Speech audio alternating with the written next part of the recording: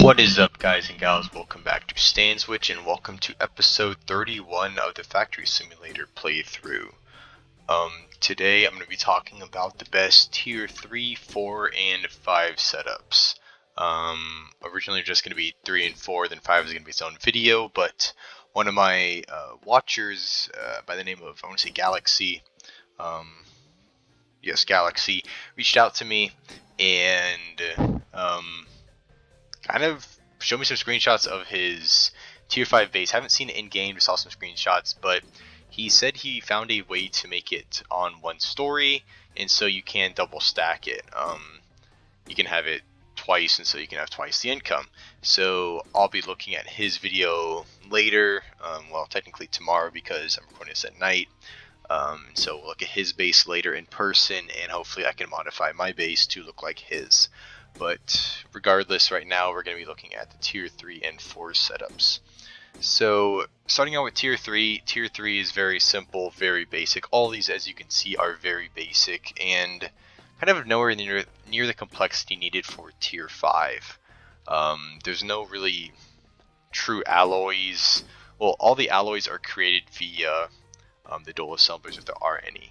But with this, all you need is a titanium mine and a resonite mine, a furnace, a press, and feed those into each one, either titanium on one side and resonite on the other, into a dual assembler.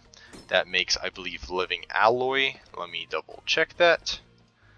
Living alloy, and then you feed that into the assembler, and the living alloy turns into living alloy gear.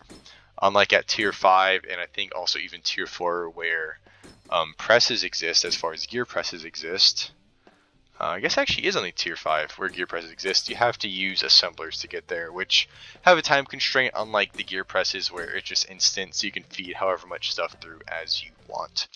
I did calculate the total cost of this one to be 12.859 billion, and so that's a pretty hefty price, I believe, at this tier, but that's with the advanced machines and the advanced producers. But it does speed it up a lot.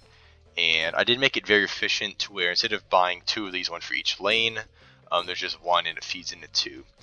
This was kind of an idea that I never really thought about until I saw another one of my watchers / subscribers show me in person today in his build. I was actually able to see that one in person, unlike Galaxy's build. But Mateo, hopefully I'm not butchering his name, he had it to where not only was he putting like his producers on top of the cutters and they were dropping down, but he had a lot of these boxes feeding in.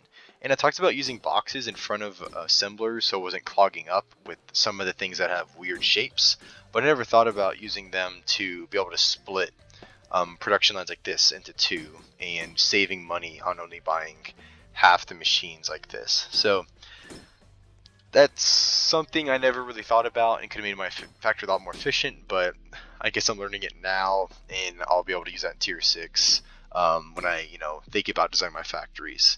But that is tier 3, and moving on to tier 4. If you notice, there are 2 setups over here. They're both tier 4. They're this weird magenta color. There's a left one, I'm going to call that version 1, and the right one is version 2.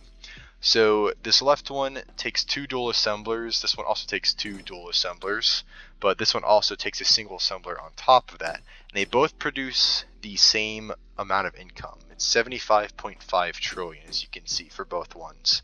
And so looking at these, you can probably tell this one's going to be cheaper because this one doesn't have that extra single assembler in it, and you are right. This one on the left right here is going to be 5.934 quadrillion, and the one on the right is 6.237 quadrillion. So let me calculate that out real quick. That's a difference of 0.303 quadrillion. So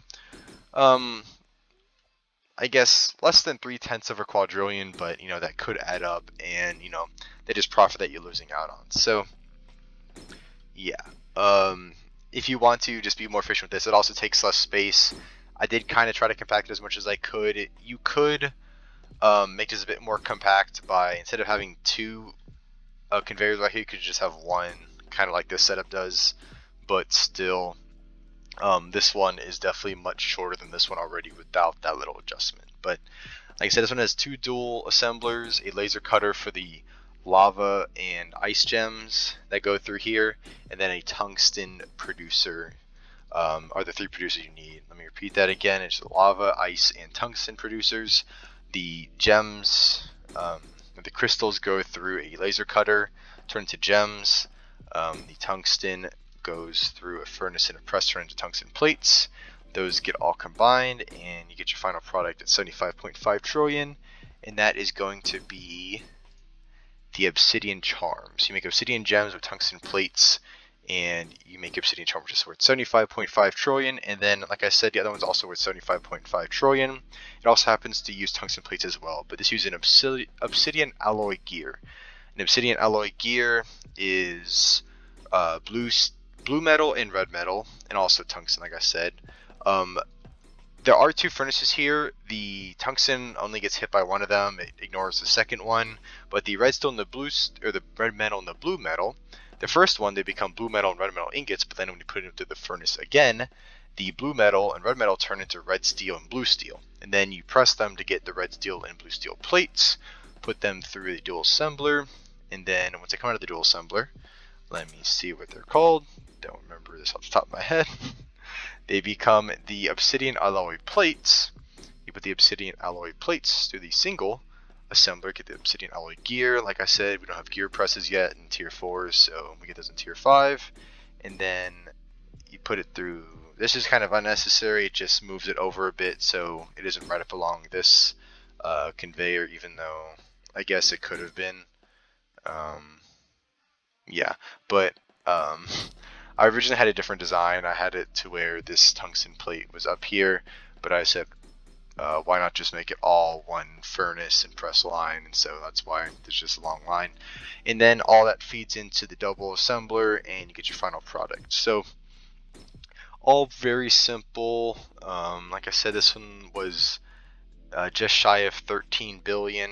This one is just shy of, if I can jump over this, 6 quadrillion, and this is just over 6 quadrillion. So hopefully, y'all find this informative. And then tomorrow I will be recording the second part of this video where I'll be going into Galaxy's private server, I guess, or he'll be joining mine, and he'll be showing me the base, and we'll be talking about that and going over that and seeing if I can replicate that on my base. And maybe while we're talking about it, looking at it, and I'm replicating it, I find a way to maybe make it even better than it already is. But maybe Galaxy already has his efficiency at 100%, and that'd be really cool to see. And yeah, there's just things I'm still learning, but hopefully I can still teach y'all things as far as these top setups that I can get kind of per tier. And while these aren't maybe the most efficient ways of setting these up, these are very kind of small setups, and just very quickly when I set these up, these are the kind of most efficient things I could think of. So if you have any questions, comments, anything like that, I guess put them down in the description. And yeah, I feel like I'm ending the video, but I'm not. Stick around for tier 5, which we'll be heading to here in a second. So see you in a bit. Well, we're back at tier 5, guys, and here is the base I was referring to, Galaxy / I guess computer R. Actually, I haven't gotten his real name yet, but You can call me Troy.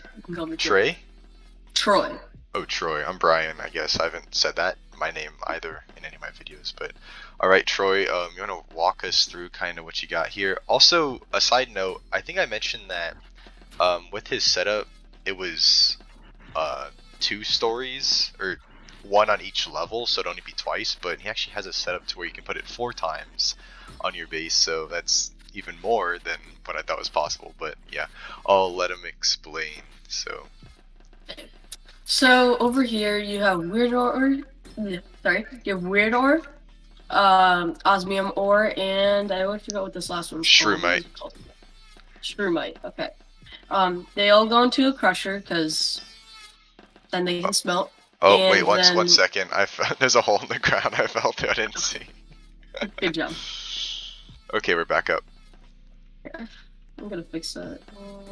Okay. So it goes into a smelter, and the smelter leads into filter boxes.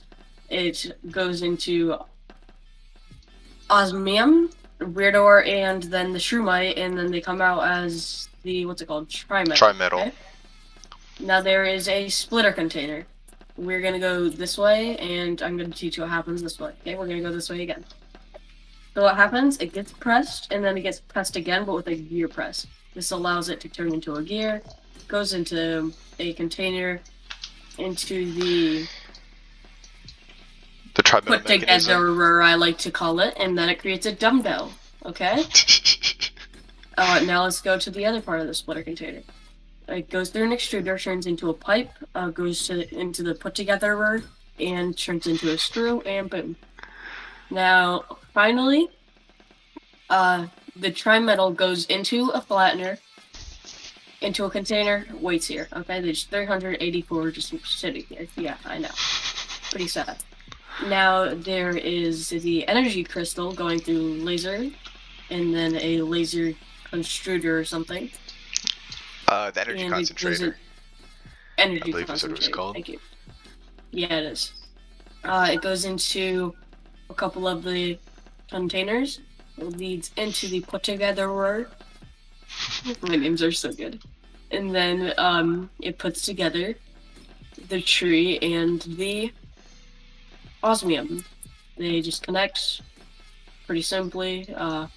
Pressed, then smelted, then pressed. The tree gets cut, then pressed, and then they get put together. Or why not? And then the what is this word called? I don't know what this one's called. Which one? Um, the trimetal plate or whatever. Let's see. Let me go to the index real quick. Okay, it doesn't tell you when to pick it up. Okay. The composite Wait. plate, maybe? Yeah, the composite plate. No, it's not the composite plate, because the composite plate is the ugly looking one. I start The grabbing. no, that is the. Wait, actually, no. What is No. it? Because what goes into that? That's the energy crystal and the. Oh, wait a minute. Oh, it's the advanced energy core, I think. Advanced energy core. Yeah, yeah. Okay. And then they get put together, and then it goes in. It turns into an elite energy core, and just sits here waiting for all the stuff to come. And then you have the triple put together. Yes. As There's the final. 3 ers. Is your final product? Yeah. I don't know what else to say. Wait, And this only takes up half a spot. 2 plots exactly. Did they change something? What? How's your oh, you have the double money upgrade, right?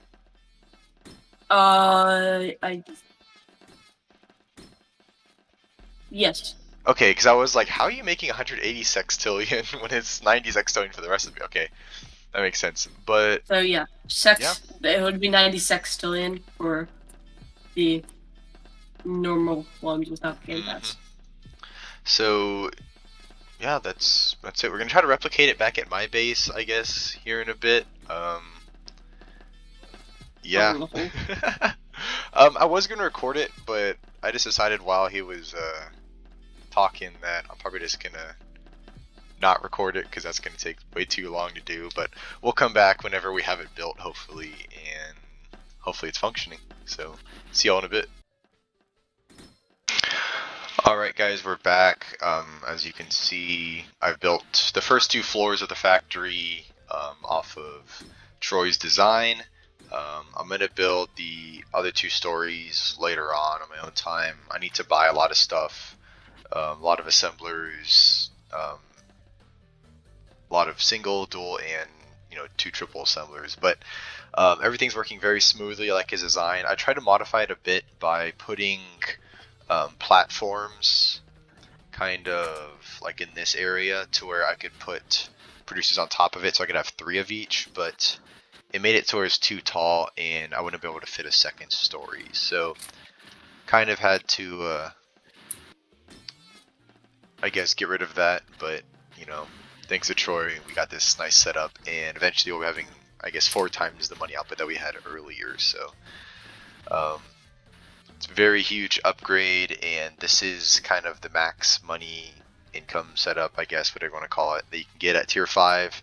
And I guess that'll conclude my little mini series for now, until they add tier 6. And when we get to the top of tier 6, we'll have to make a new, max income build. But for now, this is the max, and we'll just be waiting.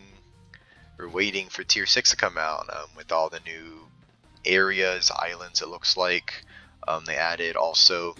Are going to be adding in new ores and all that stuff. So very excited to see what the future of the game holds. But for now, we're at the top, and thanks to Troy, we were able to compact it even more and make it even more efficient. So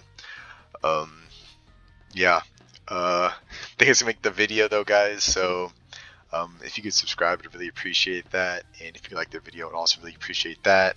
We're close to 40 subscribers. I think 38 was the count last time I checked. And so just really appreciate the support so far, and I guess keep coming. And beside that, I'll catch y'all next time, so peace out.